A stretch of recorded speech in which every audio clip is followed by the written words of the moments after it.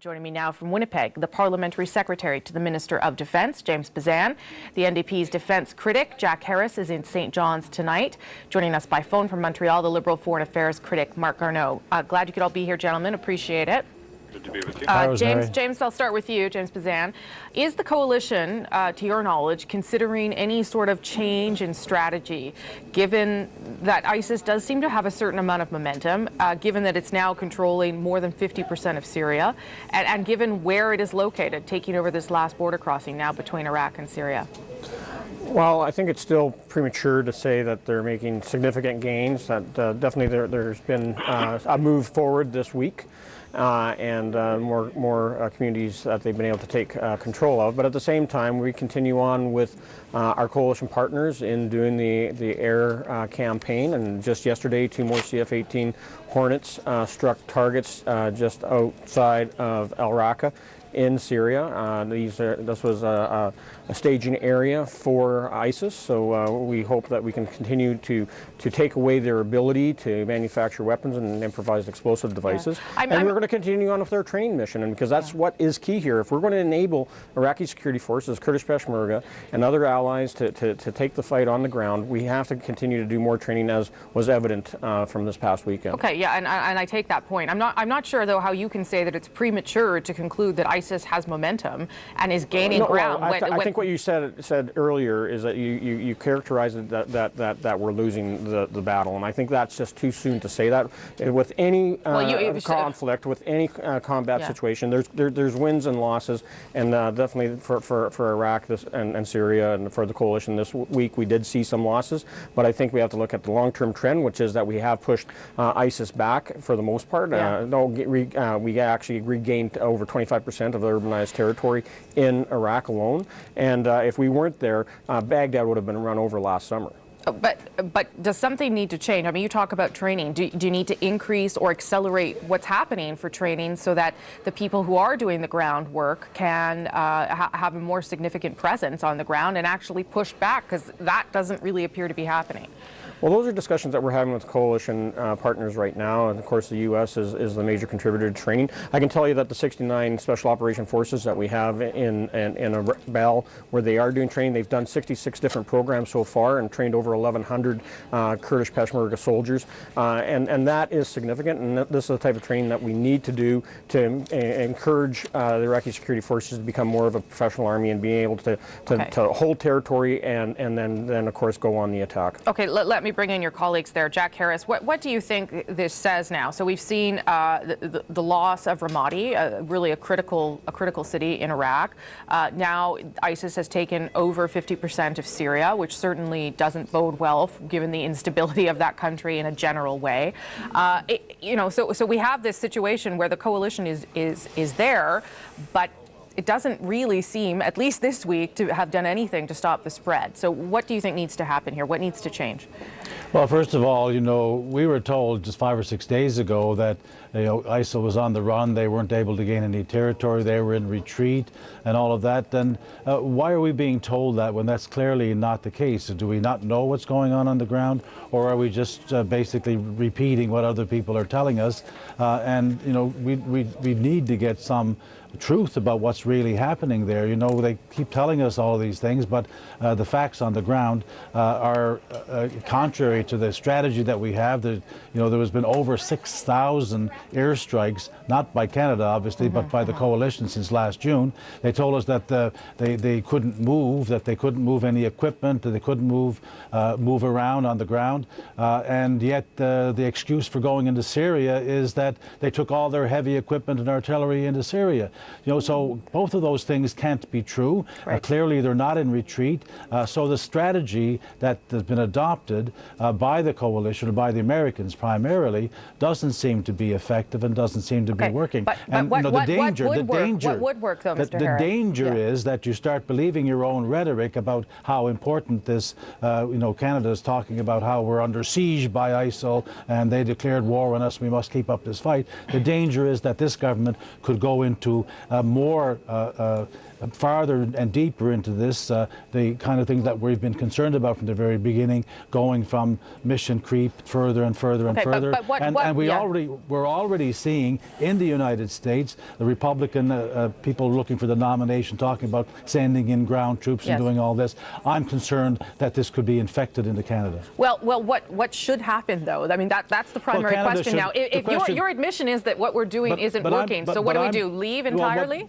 What we're doing isn't what we're doing, and when we say we, are we talking about the West? What the West has been doing, the Western countries have been doing in Iraq, in Libya, and elsewhere, hasn't been working. We're fighting one war to try and make up for the failures of and mistakes of the last one. What Canada should be doing is engaging more in the region. We don't have any mission in Baghdad. We don't have any connection with the Syrians. We're not engaged in trying to solve the geopolitical problem. We don't have a mission in Iran anymore, and yet the Iranians are very active and busy in Iraq. So we're not players in the diplomatic efforts to try and create a more stable region, unfortunately. So we're not doing the things that we could and should be doing, and yet we're going along with this mission, which appears to have a failing strategy. I'm not sure how much diplomacy works with ISIS, but I'm talking about what we should be doing.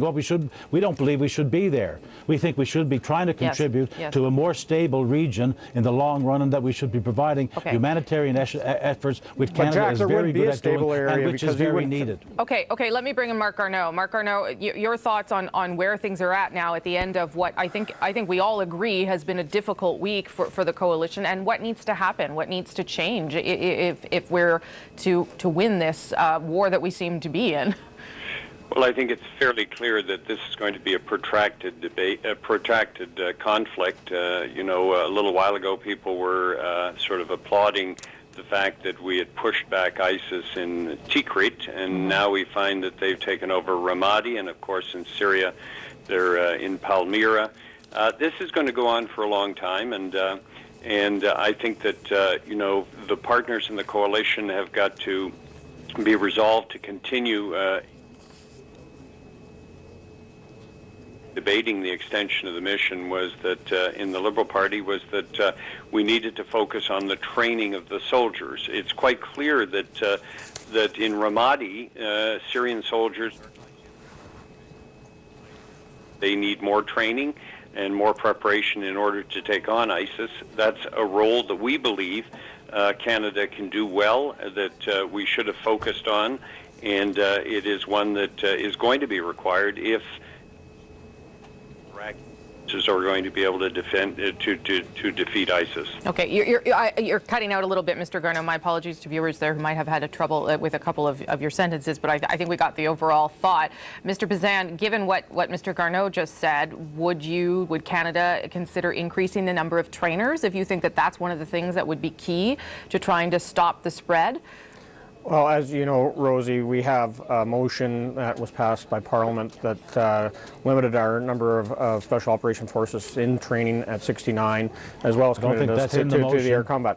Well, no, it was talked about, it was discussed, and Jack, let's go back to what Jack was just saying, which is ridiculous, because he's saying that we shouldn't be there. There shouldn't be any coalition partners doing air raids and helping. I didn't say that. No, that's exactly what you're saying. You're talking about. Look at Jack. You want to sit here and criticize Jack. No one's going to be able to understand anyone. Mr. Bezan, and then Mr. Harris, you can respond. Go ahead, Mr. Bezan. So what the NDP are suggesting is we shouldn't be there. They're saying the coalition bombing strikes are not working at all, and they're ready to give up the entire territory to ISIS, and then let's try to deal diplomatically with them. That is just asinine to even think that's a strategy. Okay. The strategy has to be that we have to be there to support Iraq. We're doing the diplomacy. The Prime Minister was just there a couple of weeks ago, meeting with the Prime Minister of Iraq and leaders in the Kurdish Peshmerga. So we are there. Well, you're sort of backing up Mr. Harris's argument by making that admission there, but you didn't answer. You didn't answer. You've got to do all of it. Okay, you didn't answer my question, though. I don't remember anything about the trainers being specifically in the motion. Would you increase the number of people training? Look, we